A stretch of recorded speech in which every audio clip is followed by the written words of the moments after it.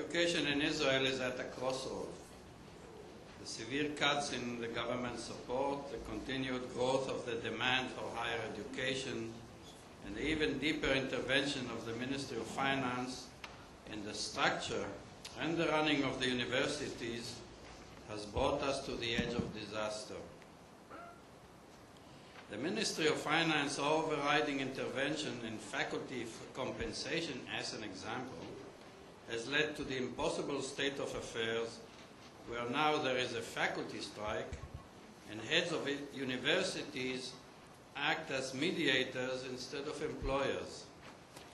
The Ministry of Finance is demanding from the universities responsibility without giving them authority. The only way out seems to be independence from the Ministry of Finance, and that means privatization. If that is the answer, what if it all should be privatized? If that is the answer, what is happening around the world and here in Israel? That is what this conference is all about. The Neaman Institute saved no expenses to bring the best people to present and debate the issues, and I hope that by the end of this two-day workshop, we will have a clearer understanding in what direction to proceed. This is crucial for the state of Israel in all respects.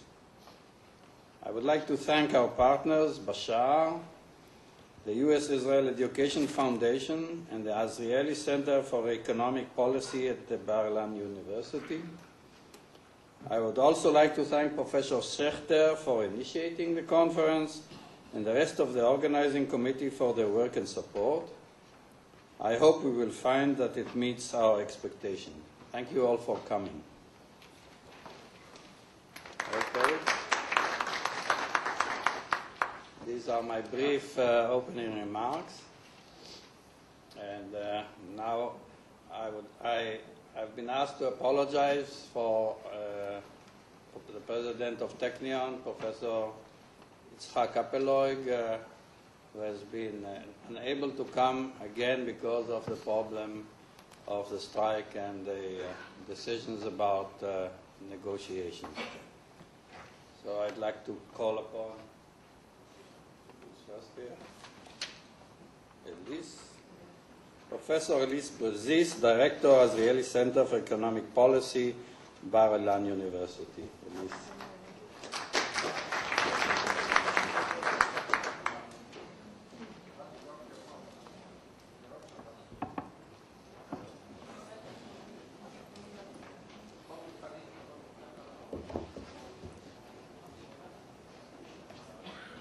Mr. Chairman, dear colleagues, 3 years ago, in December 2004, in this same place was held the previous International Conference on Higher Education. The subject then was about the massification of higher education. It was indeed then the main problem within the system, since during these last decades, most countries have faced a huge increase in the number of students. The problem today is somehow different. In many countries, budget did not increase as much as the number of students, and in some, like in Israel, it even decreased. The only way to cope with this massification was then to let private universities and colleges to develop. Germany, which 20 years ago did not have even one private university, today has more than 60. In Israel, we have now some 10 private institutions. And in Latin America, while in the 1950s, only 7% of enrollment of students was in private universities, today it is more than 40%. So privatization seems burgeoning everywhere, and a conference on this subject is now a must. Therefore, as the director of the Azrieli Center of Economic Policy, I am very pleased to take part of the organization of this conference on a subject that is not only so important, but it is just on time. I'm very proud that the other partners and I could gather to this conference the best fellows and scholars on this subject. I wish us all that it will be very fruitful, and I hope that some of the wisdom will trickle down not only to the academia, but also to the decision makers and maybe to some of the politicians. And as my children like to conclude, let the force be with us. Thank you.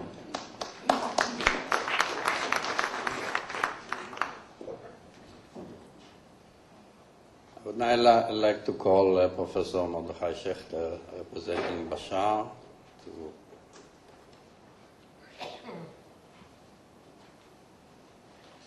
Boker Tov. I hope the hall will fill up later on with more people, because the issue we are going to discuss here, as you know very well, all those who are present and made an effort to come here that early in the morning, is high, should be, if it's not, it should be high on the agenda of the higher education system. But I want to start with an oxymoron, and when I finish, I will see what's the connection.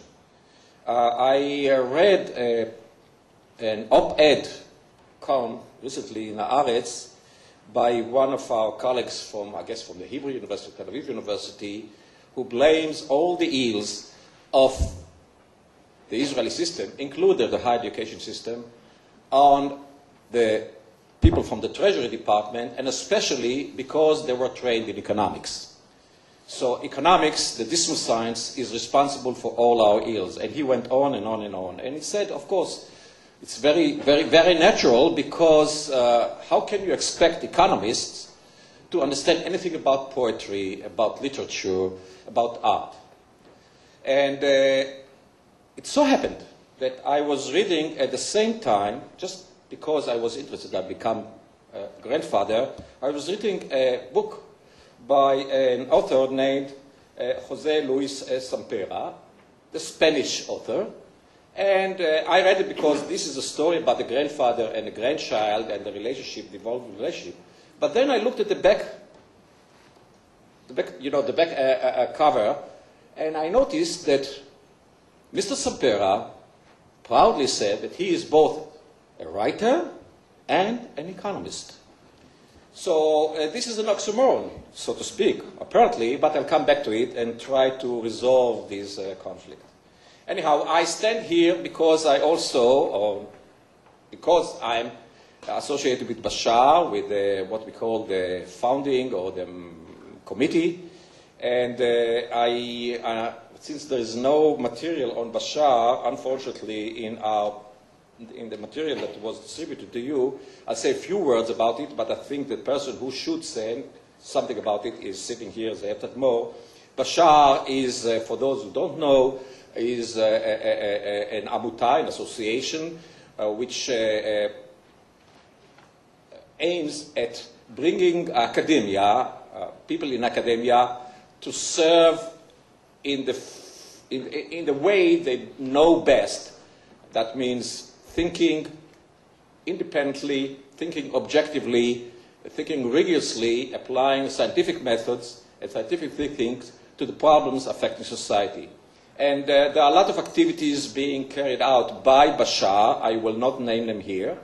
But one of the manifestations of Bashaar's activities involved, naturally enough, because most, if not all, of the people involved with Bashaar are people from universities and academic colleges, was to deal with issues affecting the higher education system.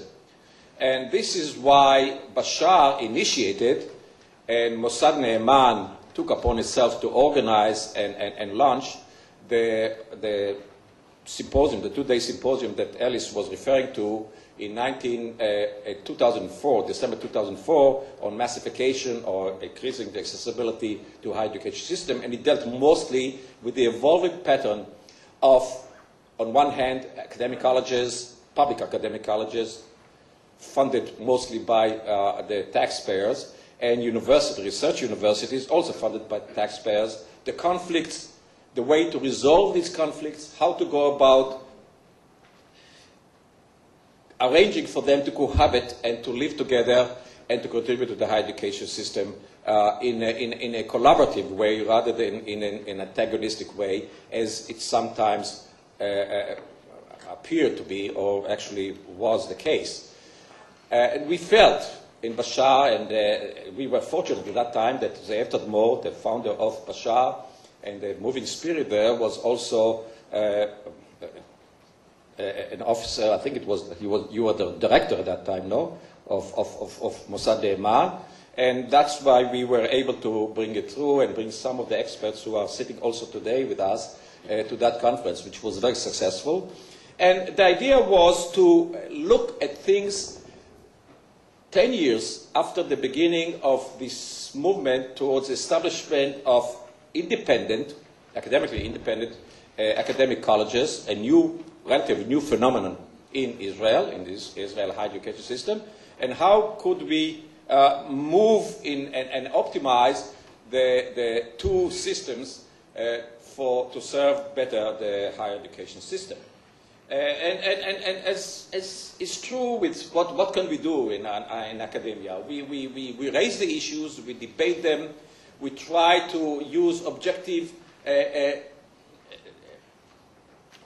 measures and standards to evaluate various developments and float various policy options.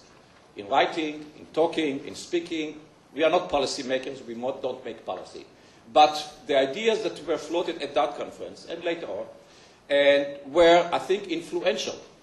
They seep slowly into the system in all directions, all levels, and especially, hopefully, to the Council of Higher Education and the government echelons where decisions are made. How do you intelligently form the system so that instead of conflicts, the two evolving organizations and bodies in the higher education system will contribute to the good of the entire society? Anyhow, this is not the purpose of what we are saying here, just to give you some background.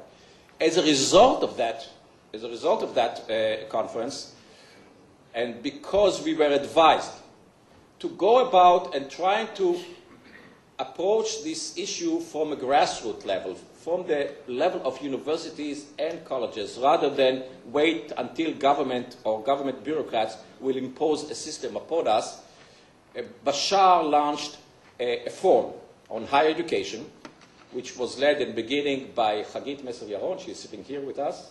I saw Hagit before. She's over there.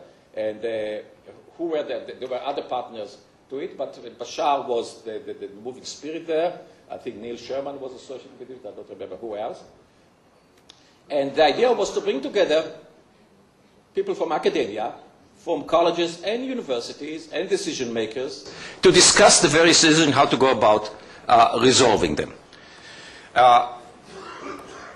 I'm not sure, Shlomo Grossman, the chairman of the VATAT, the Planning and Budgetary Committee, is sitting here. I'm not sure whether a really high-level discussion of that sort was ever carried out in such a fashion in order to arrive at some policy prescriptions in the higher education, in the Council of Higher Education, but maybe I'm wrong. But anyhow, we haven't seen anything of that sort in the area. Mind you, I was both a rector and a rector of research university and rector of academic college, so I'm a little bit familiar with the field. But and the forum continued with its deliberation and will continue. Again, not because we want to arrive at any kind of a decision or policy recommendation, but because we want people to hear and have a discourse together. And this is this was the idea of the forum. Now, about a year and a half ago, we at Bashar also started pondering whether there is no time, whether it's time to initiate another public international symposium on one of the issues affecting the higher education system. As I said, Bashar deals with other issues as well. And at that time, I suggested that we look upon privatization. Having served in several capacity in the higher education system, I noted, and then later on I was member of one of the subcommittees in the Shohat report, I noticed that this is a burgeoning issue, an issue which is coming up to the front, and for some reason, even the Shohat committee, we don't want to deal with it. We put it aside. But we must face it, and from time to time we have to put down brush fires. I mean, people who are, the Israelis here are all familiar with the Latvia University case, where, you know, all of a sudden you find out that a private operation does it simply for money.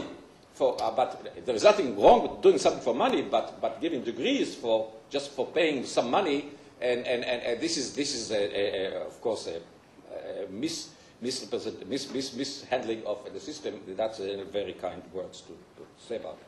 So the founding committee of Bashar was very responsive. I'm again very glad to this idea, and they told me, Hanoch Gottfried, who was by then the chair, replaced Zeev as chair of the founding committee of Bashar, said, go ahead.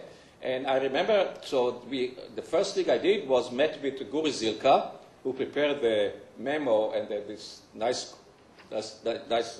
booklet you have in your material. Where is Guri? Guri is here, right? Here. Guri Zilka, I think we met at the gas station over there in the city several times. And we started putting together the first ideas of this program. And then we joined, I'm glad we were joined, of course, again, with Neaman, because Zev Tadmo and Nadav Liron realized that only with their help we could launch this kind of a conference. And then we were joined together into the steering committee with Elise and Neil and Avi Ronen, who is the director. Avi is here too, is sitting there, the director of the Bashar Association, and I guess, and of course Nadav Liron, who sits here from Mossad Neaman. It took about a year to prepare this conference. Of course, to a meeting, who should be, you know, everybody who was involved in setting up an academic scientific meeting knows the various problems that you face. But let's now just say something. What was the idea behind privatization? Privatization, some of you come from other countries, Western countries, I don't know how serious it is, but in Israel nowadays, privatization, hafrata, is a catch-all for all the ills of Western democracies, liberal democracies. You want to say something bad is happening, it's because of hafrata, it's because of privatization. Globalization, privatization, sometimes they are interchanged. Privatization is the bad guys are behind privatizations. And this is where economists come on. Because the first thing we teach in Economics 101 is that society faces scarcity. If society did not face scarcity of resources of any sort, financial, human, what have you, time, then there wouldn't be any problem with allocating resources. Once you have scarcity, you have to allocate resources. And this is true everywhere, including in the higher education system. And so what we see also in this country, the reason we have private colleges, we have private extra budgetary, we call them, activities within research universities and colleges. That means activities which are not supported by the public purse, and they are supposed to cover themselves and even earn some revenues, extra revenues for the organization. And we have the whole, and of course we have in the Shohat, you heard it yesterday, in the Shohat committee report, there is a whole spectrum. Because once you go from entirely private colleges, where 100% of the budget is covered by tuition, you go all the way to some research universities like Weizmann Institute, where the percentage is much lower. But all of this, once you increase the percentage of tuition, then that means there is increased privatization. And then you have at the extreme, the University of Phoenix in the United States, which is for profit. And you have also commercial activities. Ali Dogamachi from Bilkent University will tell us some of the other non-academic activities which bring income to the university. This is what we want to discuss. The reason is we have this phenomenon, and the question is it bad, is it good? That's not the point. The question is how do we deal with it, again, for the better of the higher education system of the entire Israeli society. This is the whole story. And so what I want to say simply is that it's not a problem that economists have created. And it's not economics is the source of all the evils. It's because as a society we face constraints. And the question is, in the face of constraints, even the higher education system, what would be the optimal way to allocate funds, public funds and private funds, for all the activities, again, for the better of the entire society. Thank you very much.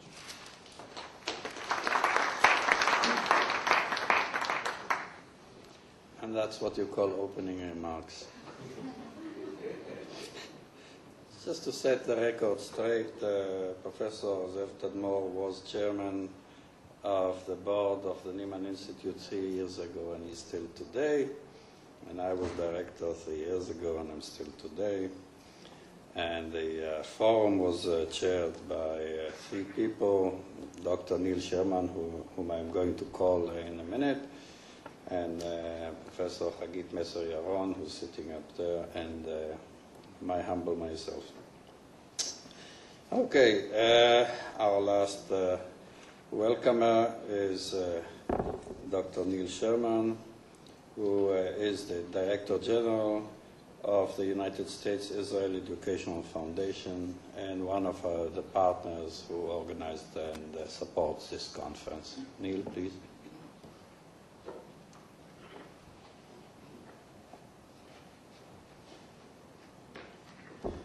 Good morning. The United States Israel Educational Foundation, in which I'm privileged to serve as director, is the Fulbright Commission for Israel. This means that within the framework of the United States government's program of Fulbright exchanges, we're responsible both for the dispatch of Israelis to the United States as Fulbright Fellows and for the reception of U.S. Fulbright Fellows here in Israel. As an organization whose goal is promotion of mutual understanding and greater cooperation between the United States and Israel through academic exchanges, we've come to the conclusion that we should try to play some role in the promotion of public discussion of major higher education policy issues here in Israel. We began our work in this direction in 2003 with the organization of a conference on the role of the colleges in the higher education system. And from that beginning, we were privileged to enter into partnership with the Neaman Institute and Bashar, first in the organization of the 2004 conference on the transitions to mass higher education, later in the Higher Education Forum, and in today's conference on privatization. Throughout, of course, we've been concerned to see, though it doesn't require much effort, that there would be a significant U.S. input into the discussions reflecting U.S. experience and U.S. policies. This has been accomplished both through the participation of distinguished United States American guest speakers and also through the participation of our alumni. For example, in today's program, Guri Zilcha, Sarah Guri Rosenbluth, Yaakov Iram, who are all active and important participants here, are Fulbright alumni who bring to their discussions here the benefit of their Fulbright stays in the United States. We look forward to continuing our partnership in the promotion of the public discussion of Israeli higher education policy, and we look forward to the next 2 days of discussions. Thank you very much.